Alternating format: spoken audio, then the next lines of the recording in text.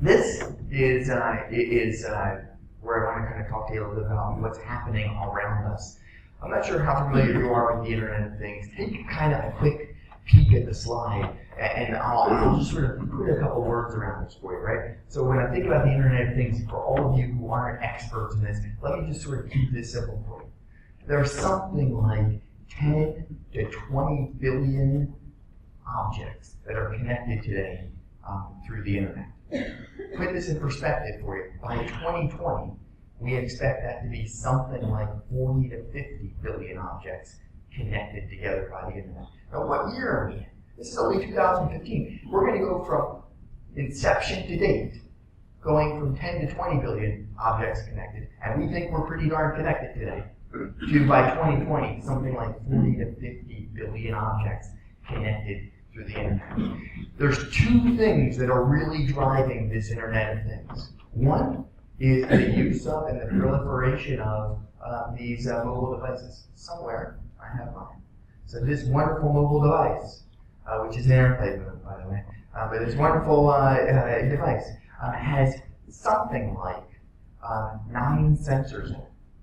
Anything from a device that senses light, that senses motion, that senses the direction, that senses my location, senses all of these things. The cost of all of those sensors over the course of the last handful of years has come down dramatically. The cost of all of the sensors in this Apple iPhone, probably something like $7. So $7 to get sensors that years ago would have been very, very, very costly. And that's one thing that's really contributing to the Internet of Things, because it's the sensors connected to the mobile devices. So let's put mobile devices in perspective. Today in Europe, there's about 800 million people. There's about 1.1 billion devices like this. Maybe not this brand, but 1.1 billion. More than one per person. So when you've got the ability to be connected, and you've got the sensors, you can collect the data that can become the big data that allows analysis and allows usage as it gets transferred and turned into information.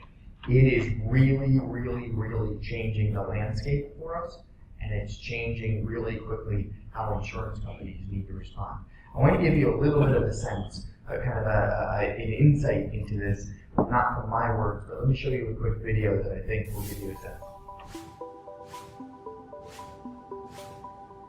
The Internet of Things is much more broadly a story about the digitization of things and the digitization of information.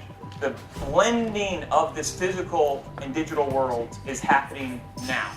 As you get to more and more of the systems being interconnected, who's responsible?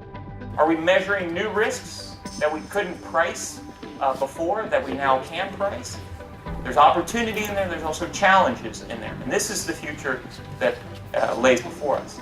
In a broader picture, it's about connected machines. It's about artificial intelligence. It's about new industrial ecosystems. Is it a revolution or an evolution? We're moving into this period of experimentation where we're going to connect lots of things. There's no reason why we couldn't have, for example, temperature sensors built into our clothes that then connect to HVAC systems and allow the room temperature to adjust. When we will have more self-driving cars, so when actually almost everything will be self-driving, you can find new interesting changes in the city. You can think about a city, for instance, where there's no traffic lights, and just cars simply merge and cross without bumping into each other. And you could argue that the vehicle then becomes safe enough that I don't need seat belts, I don't need all of these other things. Like all of a sudden, the whole environment is in flux. The whole environment changes. What if there was a device that could be implanted into anybody that had any history of high blood pressure, potential high risk for heart attack?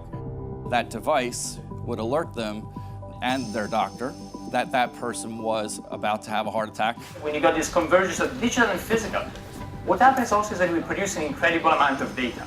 Big data requires new tools in order to analyze it. When buying a car, you guys price car insurance based upon the color of the car because it indicates something about the user.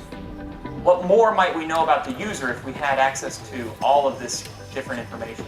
It will fundamentally change the way we think about risk, the way we price risk, and also the risks that we can price. We need to learn together with our clients about how this phenomena is going to impact individual companies, individual industries. Ultimately, it's all about keeping our customers safer. So if you get a chance, that report is available to you. It's a very easy read. It's not heavy AIG. It just happens to be a report that we published, but it's heavy knowledge. And I would strongly encourage you, if you get the opportunity, take a look at that. It's a real cool way for you to get updated really quick about some of the things that are happening. And think about it.